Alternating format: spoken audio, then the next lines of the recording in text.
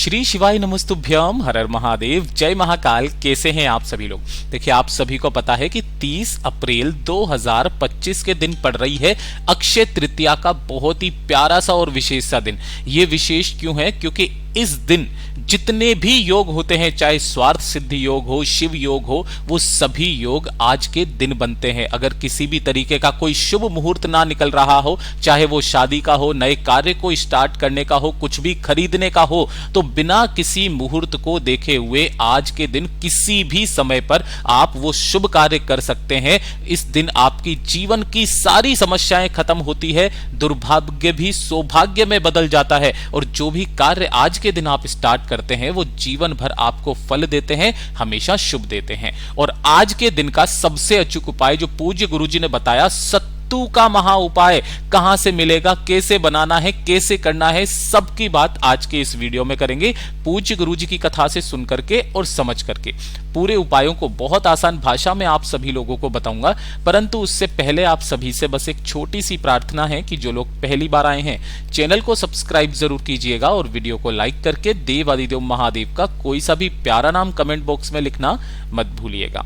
इस पूरे वीडियो में हम 3 महा उपायों के बारे में बात करेंगे, जो कि आपको इस अक्षय तृतीया, जिसे किसी किसी जगह पर आखा तीज के भी नाम से जाना जाता है, जो उपाय आपको सत्तू का करना है। तो ध्यान से सुनना और समझना। सबसे पहले बात करते हैं हमारे पहले वाले उपाय की, और ये जो पहला वाला उपाय पूज्य गुरुजी ने विशेष करके बताया था कि आज के दिन चाहे आप कुछ करो या मत करो, या फिर आप कोई खरीदारी करो या मत करो, लेकिन सत्तू का उपाय आपको निश्चित रूप से करना है। और यह सत्तू आपको मिलेगा कैसे, कहां बनाना है, मार्केट में नहीं मिलता है तो कैसे बनाना है, उन सभी के बारे में बात करते हैं। सबसे पहले बात करते हैं कि सत्तू अगर आपको मार्केट में इस तरीके से मिल जाता है तो बहुत अच्छी बात है, लेकिन अगर आपको सत्तू मार्केट में नहीं मिलता है तो 2 दिन पहले यह वीडियो मैं इसीलिए बना रहा हूं ताकि आप अपने घर पर भी इस सत्तू को बना सकें। देखो, सत्तू को बनाने के लिए आपको चाहिए क्या? 3 तरीके के अनाज चाहिए। कौन कौन से अनाज चाहिए? पहला होता है गेहूं, ठीक है, दूसरा होता है चना इस तरीके से, और तीसरा होता है ये वाली जो होती है,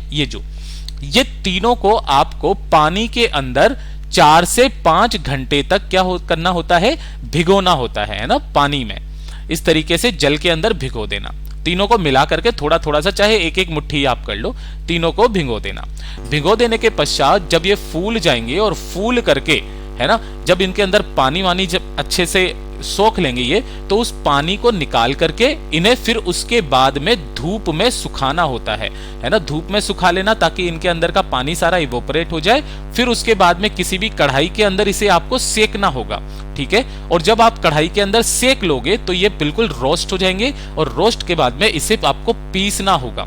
किसी भी मिक्सर ग्राइंडर में पीस लेना, या फिर अगर आपके आसपास कोई दुकान वगैरह है तो वहां जाकर के आप पिसा सकते हैं। तो ये जो तैयार होता है ये होता है सत्तू, ठीक है। अब इस सत्तू को तैयार करने के पश्चात गुरुदेव ने कहा कि अक्षय तृतीया पूरे साल का सिर्फ एक ऐसा दिन होता है जिस दिन अगर कोई आप भूलवश भी किसी भी व्यक्ति को, जरूरतमंद आदमी को, ये सत्तू का दान कर देते हैं अपनी कामना कह करके, वो कामना सीधे महादेव तक पहुंचती है, आपके परिवार में खुशियां आती है और आपके परिवार में सदैव उन्नति बनी रहती है। यह सबसे बड़ा उपाय है जो कि अक्षय तृतीया के दिन किया जाता है, कि अगर आप अपने घर में बनाए गए इस थोड़े से सत्तू का थोड़ा सा भोग लेकर और 1 लोटा शुद्ध जल लेकर महादेव के मंदिर में चले जाइए, किसी भी समय पर, सुबह, दिन में, शाम में, रात में, किसी भी समय पर शिवलिंग पर जाकर के सत्तू का थोड़ा सा अगर आप भोग लगा दें, है ना, और उस भोग का थोड़ा सा पार्ट, थोड़ा सा हिस्सा,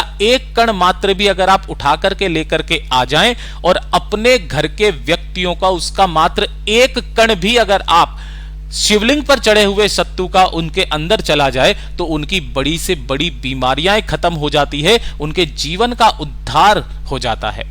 और पूज्य गुरुजी ने तो यहां तक कहा है कि आपके पूरे जन्मों जन्मांतर का जो फल है वो निष्फल हो सकता है, लेकिन आज के दिन किया गया दान पुण्य सत्कर्म जो होता है, इसका फल व्यक्ति को जीते जी प्राप्त हो जाता है।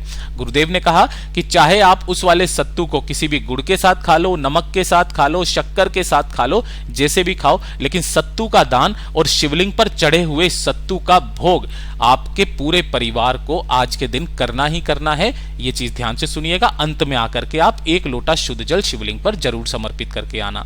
ये तो हो गया पहला उपाय।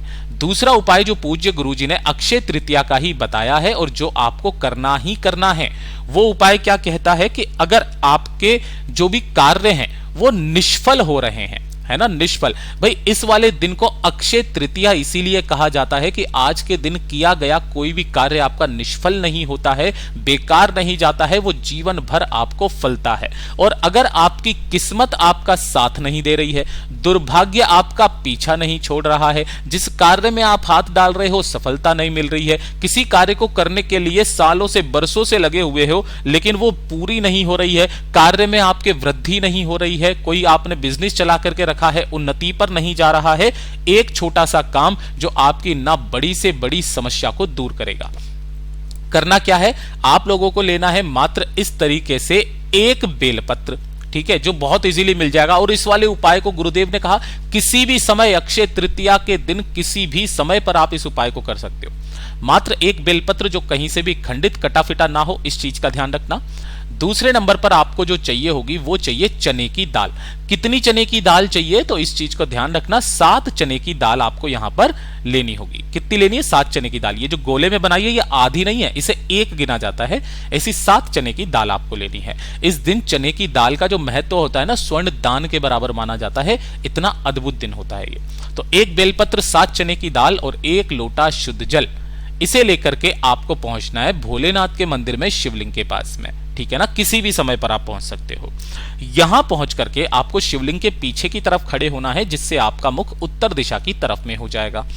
सबसे पहले क्या करना है, जो कलश आपने लिया है, बेलपत्र लिया है, उसे तो एक तरफ रख देना। अपने दाहिने हाथ में जो 7 चने की दाल ली है, उन 7 चने की दाल को अपने दाहिने हाथ में लेकर अपने सिर के ऊपर से, है ना, अपने सिर के ऊपर से अवधूतेश्वर महादेव का नाम लेकर कितनी बार घुमाना है, 21 बार आपको घुमाना है। क्या करना है, 21 बार घुमाना है। और घुमा करके घड़ी की सुई की दिशा में अवधूतेश्वर महादेव का नाम लेकर 21 बार घुमाकर अपने दाहिने हाथ में उन 7 चने की दाल को रखना है। साथ ही अब जो 1 बेलपत्र है, उस 1 बेलपत्र को भी आपको अपने इसी वाले हाथ में ले लेना है और अवधूतेश्वर महादेव का स्मरण करके, कामना करके, मुट्ठी बांधकर ऐसा का ऐसा ही आपको शिवलिंग पर छोड़ देना है। गुरुदेव ने कहा आपको यह नहीं देखना कि बेलपत्र की डंडी किस दिशा में है, किधर की तरफ है, उल्टा चढ़ रहा है या सीधा चढ़ रहा है, बस आपको अपनी कामना कह करके, अपना नाम और गोत्र बोल करके इसे ऐसा का ऐसा ही शिवलिंग पर समर्पित कर देना है और उसके बाद में 1 लोटा शुद्ध जल भोलेनाथ की शिवलिंग पर समर्पित कर देना है। जो भी जल जलाधारी से बह करके नीचे की तरफ आएगा, उस जल को आपको अपने दाहिने हाथ की हथेली में रोकना है और अपने ऊपर उसके छींटे मार लेना है, अपनी कामना कहते हुए। पूज्य गुरुजी ने कहा कि अक्षय तृतीया के दिन किया गया ये वाला जो उपाय है ना, आपके जीवन की सारी परेशानियों को दूर कर सकता है। इतना अद्भुत और अचूक उपाय है। अब बात करते हैं आज के इस उपाय का सबसे आखिरी उपाय, जो होगा तीसरे नंबर का उपाय। और ये वाला जो उपाय है, ऐसे ही मैं जब वीडियो देख रहा था गुरुदेव के, तब ये चलते चलते आ गया। इस वाले उपाय के लिए ना कोई दिन फिक्स है, ना ही कोई समय फिक्स है, लेकिन जब भी आपको जरूरत पड़ जाए इस वाले उपाय को करना मत भूलना। पूज्य गुरुजी ने किसके लिए ये कहा है, देखिए, कई बार हमारे जीवन में एक ऐसा समय आता है कि बेवजह हमारे मन में बुरे ख्याल आने लगते हैं, है ना। ऐसा लगता है कि जैसे कि कुछ बुरा होने वाला है ना, आपको अच्छा नहीं लगता है, ठीक है। साथ ही साथ आपके मन में यह भी आती है कि परेशानियां रहती है, कुछ ना कुछ मन में परेशानी चलती रहती है, बेचैनी सी आपको सताती है, बहुत ज्यादा परेशान से रहते हो, जैसे जीवन में कुछ गलत हो गया है या गलत होने की संभावना आपको लगती है। तब इस समय पर आपको ना कोई दिन देखना है, ना ही समय देखना है। इसके लिए आपको मात्र 1 लोटा शुद्ध जल लेना है, किसी भी समय पर 1 लोटा शुद्ध जल लेना। और अगर आपके घर में कहीं शिवलिंग विराजमान है तो वहां पर भी कर सकते हैं। घर में शिवलिंग नहीं है तब आपके आसपास जो भी महादेव जी का मंदिर है वहां पर आपको पहुंच जाना है। वहां पहुंच जाने के पश्चात आपको करना क्या है, शिवलिंग के पीछे की तरफ यानी कि उत्तर दिशा की तरफ मुख करके खड़े होना है और खड़े होकर के जल चढ़ाना है। कैसे, दोनों हाथों में उस कलश को पकड़ना, ठीक है। सबसे पहले आपको अपना नाम बोलना है, फिर गोत्र बोलना है और उसके पश्चात तुमरुका महादेव का नाम लेकर, किनका, तुमरुका महादेव का नाम लेकर के इस संपूर्ण जल को एक धारी से धीरे धीरे करके शिवलिंग पर श्री शिवाय नमस्तुभ्यम मंत्र का जाप करते हुए छोड़ देना है। यह चीज का ध्यान रखना है कि ये जो धार है ना, ये टूटनी नहीं चाहिए। लगातार पूरा का पूरा जल आपको एक साथ समर्पित कर देना है। समर्पित कर देने के पश्चात अपने दाहिने हाथ की हथेली को इस जलाधारी के नीचे लगाना है। जितना भी जल आप रोक सको उसे रोकना और इसी वाले कलश के अंदर आप डाल लेना। ठीक है, इस जल को लेकर के आपको अपने घर पर आना है और घर पर जैसे ही आप आएंगे तो आपके घर की जो चौखट है उस चौखट पर थोड़ा सा जल आपको यहां पर छोड़ना है ना। किनका नाम लेकर के? तुमरुका महादेव का नाम लेकर के थोड़ा सा जल आपको यहां पर छोड़ देना है। और छोड़ देने के पश्चात जब आप घर के अंदर जाएंगे तो घर के अंदर जाकर और पीछे की तरफ देखकर, यानी कि गेट की तरफ देख करके बाकी का जो जल है उस जल का आपको आचमन कर लेना है। थोड़ा सा जल अपने ऊपर छींट लेना है। गुरुदेव ने कहा उस दिन के बाद से आपकी जो बेचैनी परेशानियां हैं वो धीरे धीरे समाप्त होने लगेगी। पूज्य गुरु जी के सभी उपाय बहुत ही ज्यादा खास और अद्भुत है, जरूर कीजिएगा। वीडियो पसंद आए तो लाइक जरूर करना, चैनल को सब्सक्राइब जरूर कीजिएगा और इस सत्तू के उपाय को जरूर आप सभी को करना है। मैं आपसे मिलता हूं अगले वीडियो में, तब तक के लिए ओम नमः शिवाय, हर हर महादेव, जय महाकाल।